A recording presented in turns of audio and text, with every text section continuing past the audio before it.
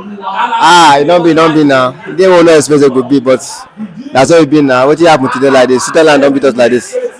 Um, I think it was an unfortunate performance by Chelsea today because, given the start of the game, I think the rhythm to the start of the game was quite okay, but going into the game in the course of the game, and you saw how bad it was towards the end. One problem I still have with the coach is the issue of this substitution. I would say our loss today was as a result of that substitution. For God's sake, Achipong was playing fine. There was no reason to remove him. Now you removed Achipong and brought in Tosin that was struggling into the game. Game don't almost finish. You brought him in around 8 something minutes. Game don't finish. Let the boy finish the game. Now you subbed him. I'm not saying Tosin was the fault, but I'm sure Achipong will have not given that chance. You are probably contested for that, but Tosin, you allowed the ball pass him. As a small player, one go guide the guys. Just common sense, guys. Just so generally, I will blame the coach for the substitution, then the players too. I don't know. Maybe they're not playing with this zeal and seriousness again. Like something's at stake. They're playing as if they're not on the top of the table. You're not on top of the table. You need this win as much as any other person needs this win. But they play as if if they win, they know. So there's no passion and seriousness in the team again. So that's I just see. That's why. But majorly, I felt the substitution was one of the cause today. That's what I feel. Look at their first goal now. It was from a long throw in again. Chelsea still continue from throwing again. What do you think is the defense line is like? It's still to be balanced. I have said this thing before. Chelsea will suffer. Defensively, we are not too good defensively. Actually, we still have some leakages in our defensive setup. So for now, defensively we are not good. So we are prone to any kind of good defensive. See the first goal. It was from a set piece. That was from throwing. See the second one, a very simple counter attack, and that was the goal. So some of these small, if you are serious to compete for the league, you can't be prone to some of these small, stupid kind of goals. If they go score you, maybe they score you with maybe technical goals, penalty, not this kind of cheap goals. You won't score an Arsenal defense with this kind of goals. So those are people that are serious, that mean business. So I don't see if Chelsea before we can, I don't know, say we are competing for the EPL for now, Chelsea. And I think we need to really work on our defense. It's very poor defense as well. And going forward too, the attack is poor. They don't know how to score goals. We had chances, we created chances. They don't know create chances. We have created 1 or 2, 3 chances, but the finish was poor as usual. And you see, the punish us. Those boys from the start of the game, if you watch, were playing them almost like the half of their field. We were playing half field. We dominated the game. We checked possession. The difference must be much.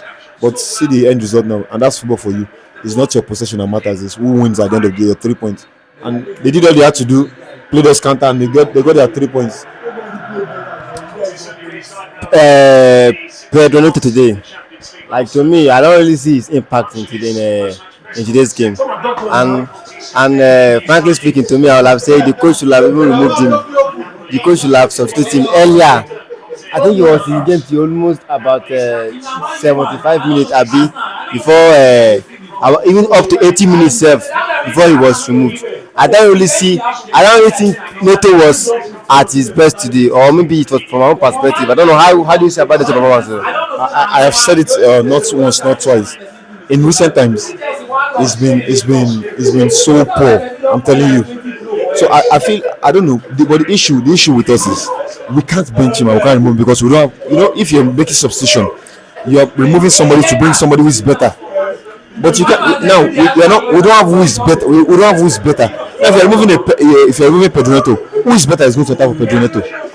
Nobody. But I think Gittins should have even come in earlier in this game. Look at what Gittins did in the last match against Ajax. I believe he should have at least come in earlier than he did. Now that's the problem I have. You keep Chelsea fans kept mentioning for Ajax match. Ajax is not good. Ajax is a struggling team. They are currently struggling now. So they are not the way they are struggling now. Their case is just like the case of Madrid last season. Anybody who beats Madrid last season will think they're good, but they're not good. So beating Ajax was not a big deal at all. Well, that was not a big deal to beat Ajax. Ajax was not good. So anybody will have performed against Ajax, even if you bring an academy boy, you still perform against Ajax. So that was not. I don't like the way we're judging saying because they played against Ajax.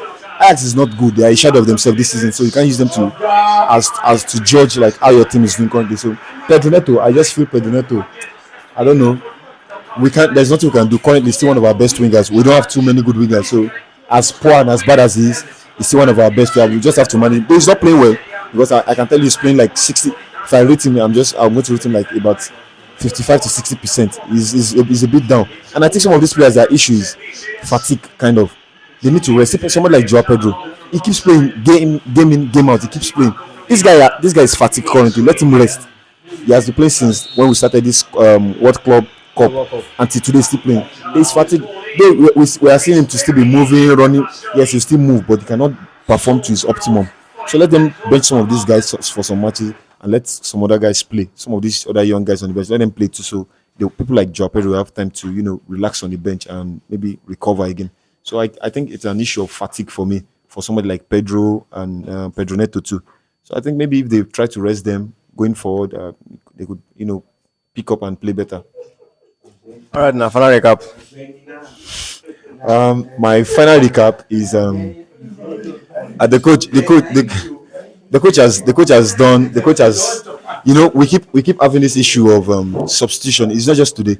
Even before this match, we've been having this problem of substitution, bringing in the wrong player or subbing at the wrong time at the wrong time. So I think the coach and his technical crew need to work on their substitution. I don't see, because the Achipong substitution for Tosin, I don't see any reason for it. It was part of the downfall of today's game. So going forward, they should work on substitution. Then also our attackers too should finish. We need to work on our finishing. We need to work on our finishing because our finishing is very poor. We created so many chances, but conversion is poor, and all of this is still because of absence of Palmer. I'll keep saying it. It's because of absence of Palmer. That players that play with you, they make everybody feel good. Everybody plays well.